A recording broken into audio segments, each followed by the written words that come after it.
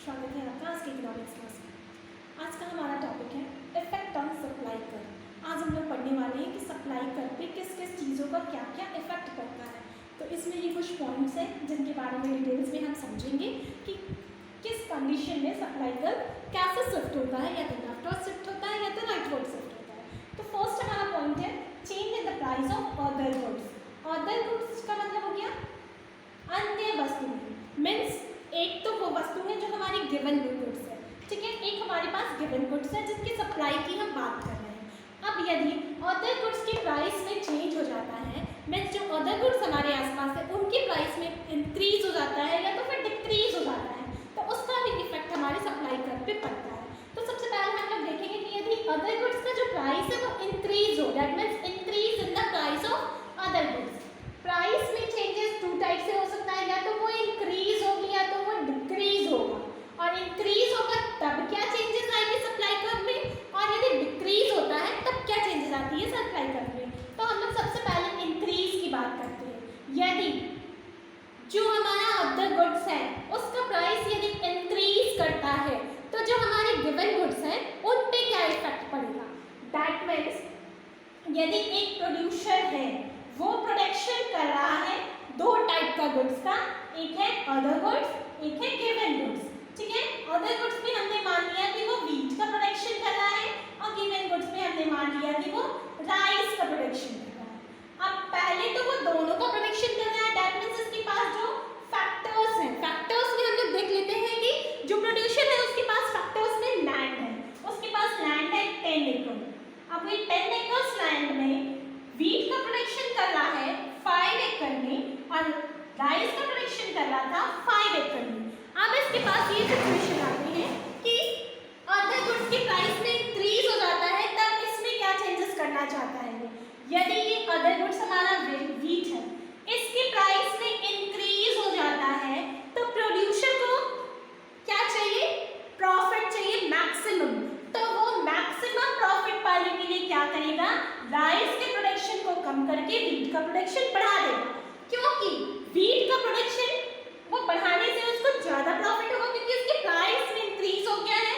But rice का जो price है वो सेम है, इसमें कोई चेंजेस नहीं आई है, लेकिन इसका प्राइस बढ़ गया है। तो वो जो अपने फैक्टर्स को राइस के प्रोडक्शन में लगाता था वो उसको ऐसे एडजस्ट करेगा ताकि वो व्हीट का ज्यादा प्रोडक्शन कर सके और राइस का कम, क्योंकि अब उसको राइस का प्रोडक्शन ज्यादा प्रॉफिटेबल नहीं लग रहा है बट व्हीट का प्रोडक्शन मोर प्रॉफिटेबल है।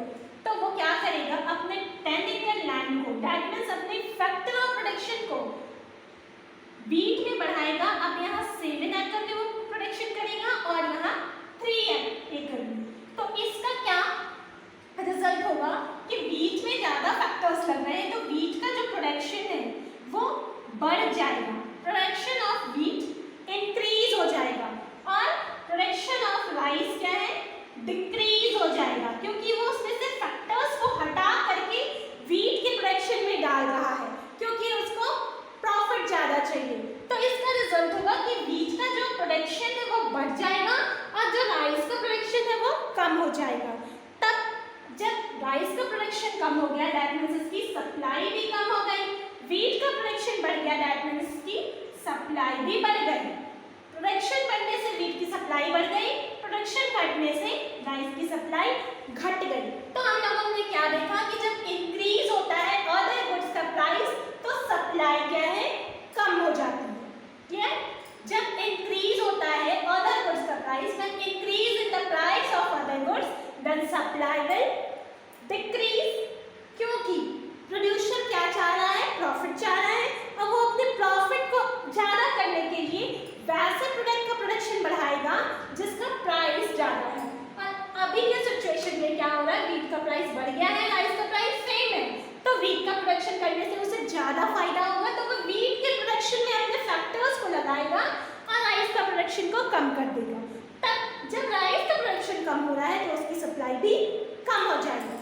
अब इसका नेक्स्ट हमारा है डिक्रीज। जस्ट इसके अपोजिट हम लोग देखते हैं कि यदि राइस का प्राइस सेम है और व्हीट का प्राइस डिक्रीज हो जाता है, यहाँ भी हम लोग वही मान लेते हैं कि हमारा अदर गुड्स है व्हीट, हमारा अदर गुड्स है wheat और हमारा given good है rice। तो अब हम बात कर रहे हैं डिक्रीज होता है अदर गुड्स का प्राइस में, जिसकी प्राइस डिक्रीज हो गई और राइस की प्राइस जो है वो सेम है। तब व्हीट की प्राइस डिक्रीज होने से प्रोड्यूसर को राइस का प्रोडक्शन करने पे ज्यादा प्रॉफिट नजर आएगा, तो वो क्या करेगा, अपने फैक्टर्स को इसमें से हटा करके इसमें शिफ्ट कर देगा। अब वो क्या करेगा, 7 एकड़ लैंड पे राइस का प्रोडक्शन करेगा और 3 एकड़ लैंड पे व्हीट का प्रोडक्शन करने लग जाएगा। तो इसका रिजल्ट ये होगा कि राइस का जो प्रोडक्शन है वो बढ़ जाएगा और प्रोडक्शन ऑफ व्हीट है वो डिक्रीज हो जाएगा। और जब व्हीट का प्रोडक्शन डिक्रीज हुआ दैट मींस उसकी सप्लाई भी डिक्रीज हो गई और राइस का प्रोडक्शन इंक्रीज हुआ दैट मींस उसकी सप्लाई भी इंक्रीज हो गई। तो ये था हमारा first point, change in the price of other goods. अब हम लोग नेक्स्ट में आते हैं, change in the price of factor of production. यहाँ भी यही दो बातें होंगी, या तो फैक्टर ऑफ प्रोडक्शन का प्राइस इंक्रीज करेगा या तो डिक्रीज करेगा, तो सप्लाई पे क्या इफेक्ट पड़ता है। तो यहाँ हम लोग क्या देखते हैं, सबसे पहले हम लोग देखते हैं यदि फैक्टर ऑफ प्रोडक्शन, तो यहाँ हम लोग मान लेते हैं कि हमारे पास फैक्टर ऑफ प्रोडक्शन लेबर है, ठीक है, हमने लेबर लगाया है, ये हमारा फैक्टर है और इसे हम प्रोडक्शन कर रहे हैं। तो यदि इंक्रीज होता है price of factor and production that means labour charge जो है वो बढ़ गया। अब हम लोग देखते हैं कि जैसे कि हम लोग मान लेते हैं कि जो लेबर हमारे हैं वो एक लेबर हमसे चार्जेस ले रहे थे 200 रुपीज। अब यहाँ कहा जा रहा है कि लेबर चार्ज इंक्रीज हो गया दैट मींस ये 200 बढ़ के 400 रुपीज चाहिए अब उसे। अब एक लेबर से काम कराने के लिए हमें 400 रुपीज देने पड़ रहे हैं, तब क्या होगा, प्रोडक्शन कॉस्ट बढ़ जाएगा, मींस प्रोडक्शन का जो कॉस्ट होगा वो बढ़ जाएगा क्योंकि लेबर चार्ज बढ़ गए हैं।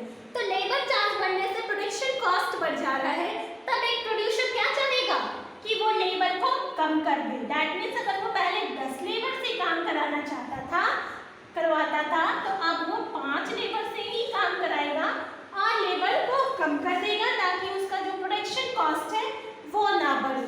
लेबर कम करेगा तो क्या होगा, उसकी प्रोडक्शन भी कम हो जाएगी। फैक्टर्स यदि हम लोग हटा लेंगे तो प्रोडक्शन भी कम हो जाएगी और जब हमारा प्रोडक्शन कम हो रहा है तो उसका रिजल्ट होगा कि सप्लाई भी हमारी कम हो जाएगी। तो ये था increase in the price of factor of production. यदि प्रोडक्शन के फैक्टर का प्राइस इंक्रीज होता है तो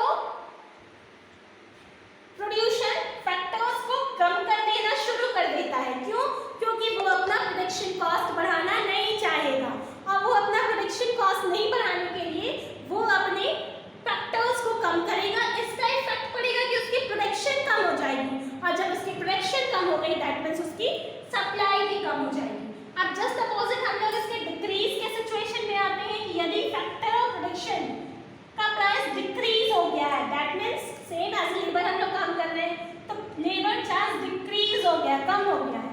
यही लेबर जो पहले 200 रुपए में काम करता था ये अब तैयार हो गया है 100 रुपए में काम करने के लिए। लेबर चार्ज डिक्रीज हो गया, कम हो गया। जो लेबर 200 रुपए में काम करते थे वो 100 रुपए में काम करने के लिए एग्री है। तब क्या होगा, प्रोड्यूसर क्या करेगा कि वो लेबर को बढ़ा देगा, ठीक है। वो जहां पहले 10 लेबर से काम कराता था वो क्या करेगा, अब इसको बढ़ा करके 20 लेबर से काम करवाएगा। तो जब लेबर बढ़ गया मींस फैक्टर ऑफ प्रोडक्शन बढ़ गया, इंक्रीज हो गया, तो क्या इफेक्ट पड़ेगा, प्रोडक्शन भी बढ़ेगा और जब प्रोडक्शन इंक्रीज करेगा तो क्या इफेक्ट पड़ेगा, हमारी सप्लाई भी बढ़ जाएगी, ठीक है। तो ये था decrease in the price of factor of production. यदि फैक्टर ऑफ प्रोडक्शन का प्राइस डिक्रीज करता है तो उसके रिजल्ट में हमारा प्रोडक्शन बढ़ता है और प्रोडक्शन बढ़ता है तो क्या इफेक्ट होता है कि सप्लाई भी हमारी बढ़ जाती है। अब हमारा नेक्स्ट पॉइंट है change in the state of technology. State of technology भी चेंज होगी तो दो तरह से चेंज होगी, या तो ये अपग्रेड होगा मींस हाई टेक्नोलॉजी आ जाएगी, या तो ये डिसग्रेड होगा, लो टेक्नोलॉजी आ जाएगी। पहले जो थी उससे लो आ जाएगी या तो हाई हो जाएगी। तो स्टेट ऑफ टेक्नोलॉजी चेंज होगा 2 टाइप से, या तो वो अपग्रेड होगा या तो डिसग्रेड होगा। सबसे पहले